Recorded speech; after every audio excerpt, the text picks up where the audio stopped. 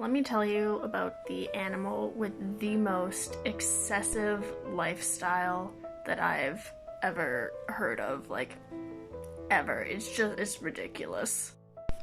This is the Cycliophora or Cycliophora, however you want to pronounce it. And yes, I promise it's an animal, even though it looks weird as shit. It's a little marine invertebrate, and it is the most extra thing I have ever seen in my life. So, this is the life cycle. Allow me to explain, and I have my invertebrate zoology notes out from last semester, because there ain't no way I'm memorizing this.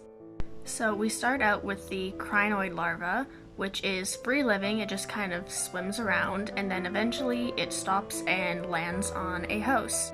It's got some buds inside of it, which grow up and develop into the feeding phase of the life cycle.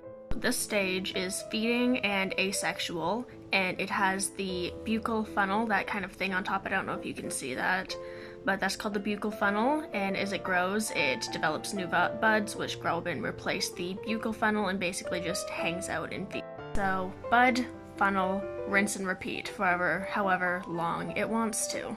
Sometimes some of the buds develop into what is called the Pandora larva. So the Pandora larva dips and just leaves and then sits down to develop onto somewhere else on the same host, and it can either develop back into that same feeding stage, or it can go on and develop into its sexual stage. When it goes to the sexual stage, it can either turn into a female larva or the male Prometheus larva.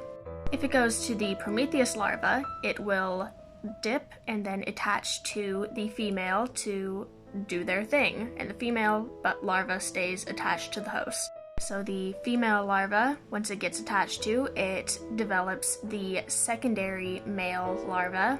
That secondary male larva mates with the females. The female larva, after getting mated with, it leaves, finds a new host, attaches, develops some internal buds or embryos, and which then develop and eat the mother from the inside and turn into the crinoid larva. Rinse and repeat. So yeah, if that confused you, don't worry, because it confused me too, and I took a class on this. But the good part about this is that you will never ever need to know this in any situation ever, because these little fucking Cycliophora live only, and I mean only, this is the only place they've been ever found, is specifically on the mouth parts of lobsters. That is it. That is the only place they live.